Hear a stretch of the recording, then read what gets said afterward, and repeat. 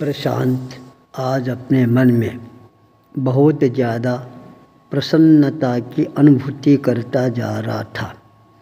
हो भी क्यों नहीं, आज उसकी इकलौती पुत्री चांदनी का वह चांद उगता हुआ नज़र आना प्रारंभ हो रहा है।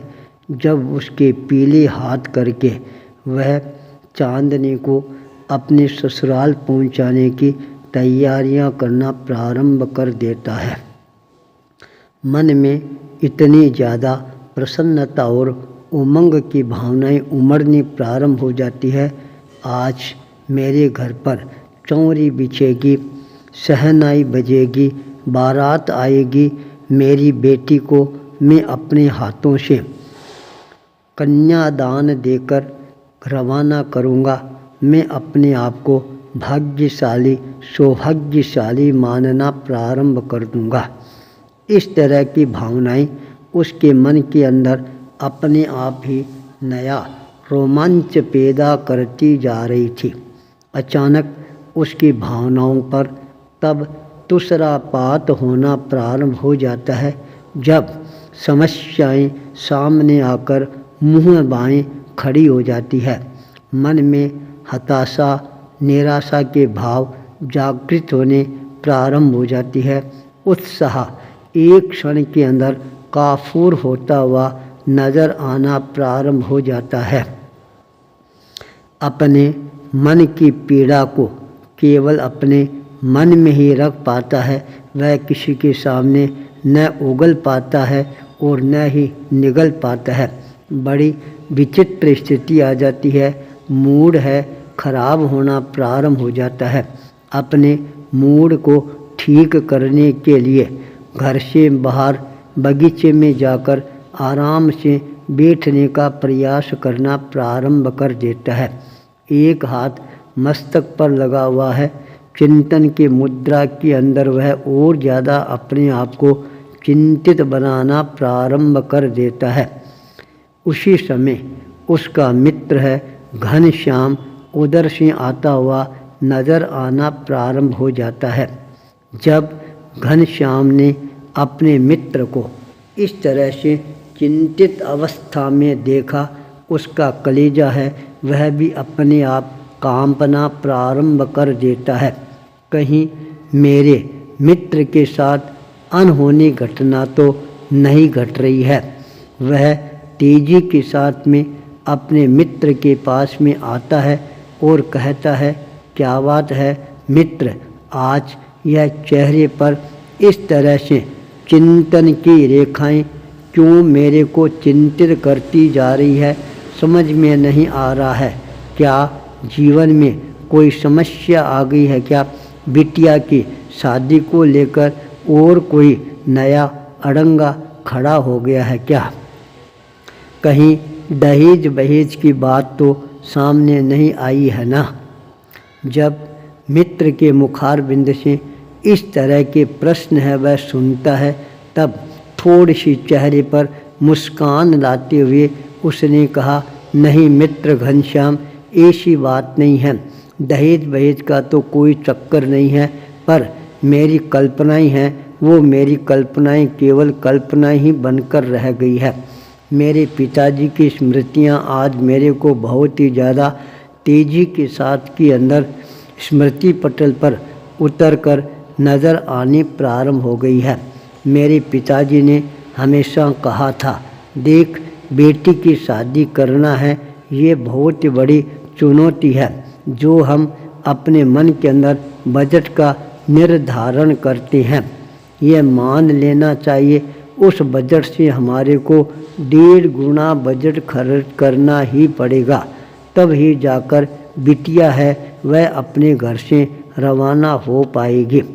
आज पिताजी की वह बात मेरे को 1% नहीं 100% सही उतरती हुई नज़र आ रही है। वर अच्छा है, घर घराना अच्छा है, पर मेरे सामने जो बजट है वह मेरे को चक्कर में डालता जा रहा है। मैंने अपने मन के अंदर अनुमान लगाया था 5 लाख के अंदर मैं अपनी बिटिया के हाथ है वह पीले कर दूंगा।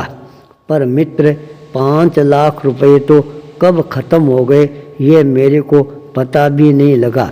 फिर भी और समस्याएं सामने आ रही है। सबसे पहली समस्या है बिटिया के ससुराल वाले कह रही हैं हमारे को दहेज है वह कुछ भी नहीं चाहिए, केवल जो बाराती आए उनकी खातिरदारी है वह बहुत अच्छी तरह से हो जानी चाहिए। बारातियों की व्यवस्था के अंदर कोई प्रकार की कमी नहीं रहनी चाहिए। इसके लिए आपको कम से कम 3 स्टार होटल है ये तो अवश्य ही देखना ही होगा। वहाँ पर बहुत अच्छी व्यवस्था आपको करनी ही होगी। जो भी मेहमान आए उनके लिए आपको भोजन पानी की व्यवस्था है वह बढ़िया से बढ़िया करनी होगी।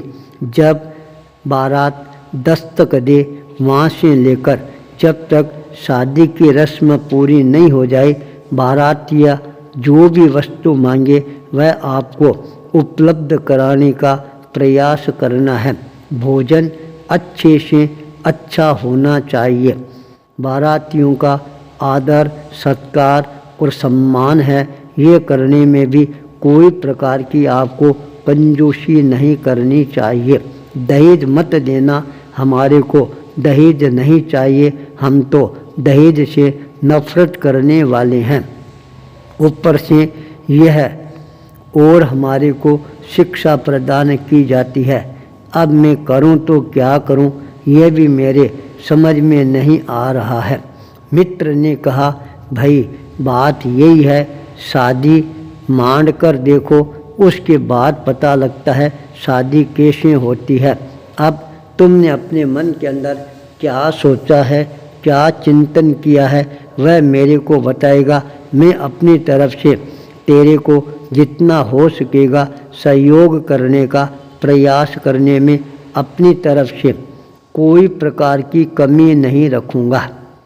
मित्र का यह आश्वासन भरा शब्द सुनकर उसके मन के अंदर शीतलता का प्रवेश होना प्रारंभ हो जाता है। उसने कहा मित्र मैंने पिताजी की बात को उस समय हवा में उड़ा दिया था, पर आज वह बात हकीकत में बदलती हुई नज़र आ रही है।